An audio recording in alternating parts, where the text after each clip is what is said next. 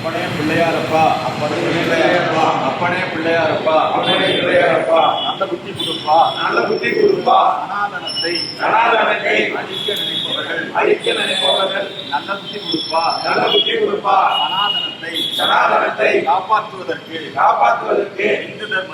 இந்து தர்மத்தை காப்பாற்றுவதற்கு உதயநிதிக்கு நல்ல புத்தி கொடுப்பா, நல்ல புத்தி கொடுப்பா, நல்ல புத்தி கொடுப்பா, நல்ல புத்தி கொடுப்பா. ஓம் நமச்சிவாய, ஓம் நமச்சிவாய, ஓம் விக்னேஸ்வராய, ஓம் விக்னேஸ்வராய, ஓம் விக்னேஸ்வராய, ஓம் விக்னேஸ்வராய. வாழ்க வாழ்க வாழ்கவே, வாழ்க வாழ்க வாழ்கவே, பாரதத்தாய் வாழ்கவே, பாரதத்தாய் வாழ்கவே, வெல்க வெல்க வெல்கவே, வெல்க வெல்க வெல்கவே. தமிழகம் முழுவதும் பிரார்த்தனை போராட்டம்.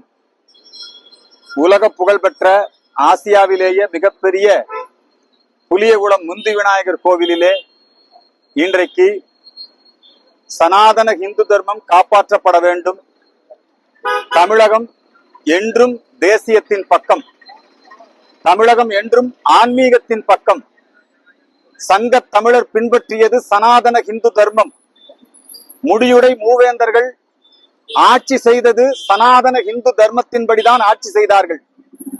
சனாதன இந்து தர்மத்தின் அடையாளமான சிவ செங்கோல், நந்தி தேவருடன் கூடிய சிவ செங்கோல் இன்றைக்கு நாடாளுமன்றத்திலே நிறுவப்பட்டிருக்கிறது. நம்முடைய தேசம் சனாதன தேசம். சனாதனம் என்பது சாதி மதத்திற்கு அப்பாற்பட்டது. ஒன்றே குலம் ஒருவனே தேவன், அது சனாதனம். திராவிடர் கழகம் அதனுடைய நிறுவனர் ஈவே ராமசாமி ஐயா அவர்கள் என்ன சொன்னார்? கடவுள் இல்லை, அடைந்தால் திராவிட நாடு, அடையாவிட்டால் சுடுகாடு, பிரிவினை, இதெல்லாம் பேசினார்.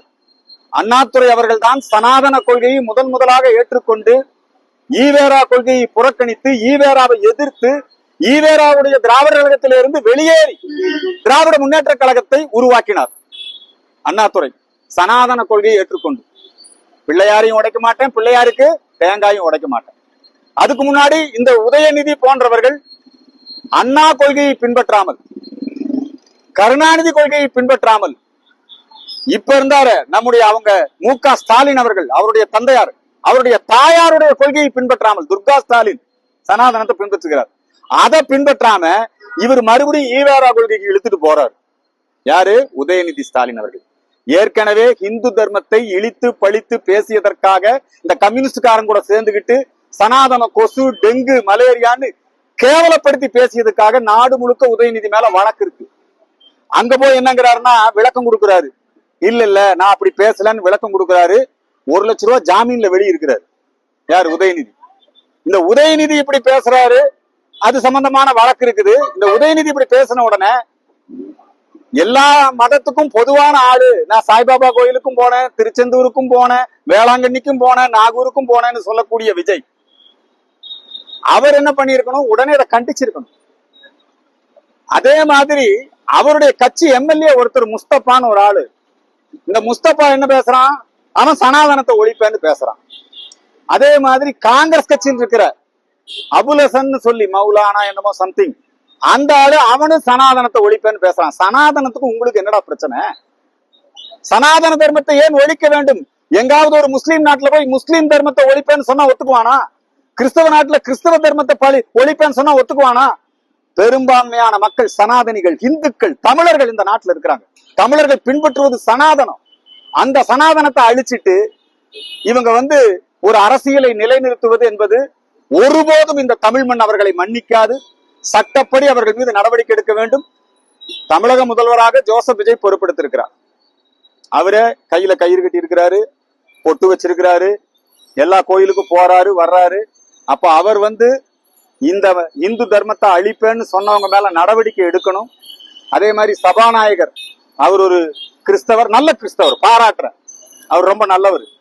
அவர் ஒன்னும் இந்து சமயத்தை இழிவுபடுத்தி பேசல, இந்த உதயநிதி மாதிரி இந்து சமயத்தை இழிவுபடுத்தி பேசல. அவர் கிறிஸ்தவ மதத்தை பெருமைப்படுத்தி சட்டசபையில பேசிட்டு இருக்கிறார், அது வேற சப்ஜெக்ட். ஆனா இந்து சமயத்தை இழிவுபடுத்தி அழிப்போம் ஒழிப்போம்னு பேசுறவங்க மேல இவர்கள் நடவடிக்கை எடுக்க வேண்டும். விரைவில் தமிழகத்துல தமிழகம் முழுக்க சுற்றுப்பயணம் பண்ண போறோம்.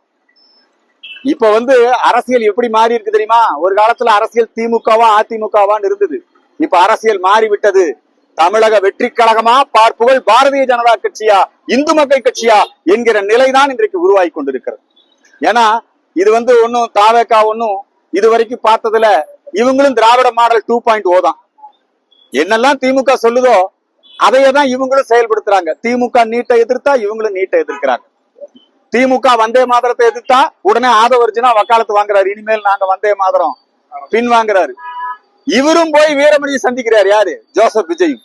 அவங்களும் போய் வீரமணியை சந்திக்கிறாங்க. வீரமணியை சந்திக்கிறதுக்கு முன்னாடி முதலமைச்சரா பொறுப்பெடுத்துக்கும் போது என்ன பேசினாங்க? ஆண்டவன் அறியன்னு எல்லா தாவுக எம்எல்ஏவும் அவங்க என்ன உறுதிமொழி எடுத்துக்கிட்டாங்க.